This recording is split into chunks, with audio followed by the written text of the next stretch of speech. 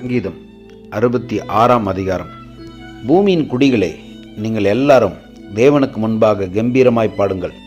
அவர் நாமத்தின் மகத்துவத்தை கீர்த்தனம் பண்ணி அவருடைய துதியின் மகிமையை கொண்டாடுங்கள். தேவனை நோக்கி, உமது கிரியைகளில் எவ்வளவு பயங்கரமாயிருக்கிறீர்! உமது மகத்துவமான வல்லமை நிமித்தம் உம்முடைய சத்துருக்கள் உமக்கு இச்சகம் பேசி அடங்குவார்கள். பூமியின் மீதெங்கும் உம்மை பணிந்து கொண்டு உம்மை துதித்து பாடுவார்கள். அவர்கள் உம்முடைய நாமத்தை துதித்து பாடுவார்கள் என்று சொல்லுங்கள். தேவனுடைய செய்கைகளை வந்து பாருங்கள். அவர் மனுப்புத்திரரிடத்தில் நடப்பிக்கும் கிரியைகளில் பயங்கரமானவர். கடலை உலர்ந்த தரையாக மாற்றினார். ஆற்றை கால்நடையாய் கடந்தார்கள். அங்கே அவரில் களி கூர்ந்தோம். அவர் தம்முடைய வல்லமையினால் என்றென்றைக்கும் அரசாளுகிறார். அவருடைய கண்கள் ஜாதிகள் மேல் நோக்கமாயிருக்கிறது. துரோகிகள் தங்களை உயர்த்தாதிருப்பார்களாக. ஜனங்களே, நம்முடைய தேவனை ஸ்தோத்தரித்து அவரை துதிக்கும் சத்தத்தை கேட்க பண்ணுங்கள். அவர் நம்முடைய கால்களை தள்ளாட ஒட்டாமல் நம்முடைய ஆத்துமாவை உயிரோடே வைக்கிறார். தேவனே, எங்களை சோதித்தீர். வெள்ளியை புடமிடுகிறது போல எங்களை புடமிட்டீர்.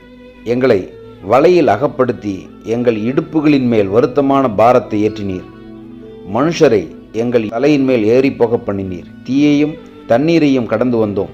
செழிப்பான இடத்தில் எங்களை கொண்டு வந்து விட்டீர். சர்வாங்க தகன பலிகளோடு உமது ஆலயத்துக்குள் பிரவேசிப்பேன். என் இக்கட்டில் நான் என் உதடுகளை திறந்து என் வாயினால் சொல்லிய என் பொருத்தனைகளை உமக்கு செலுத்துவேன்.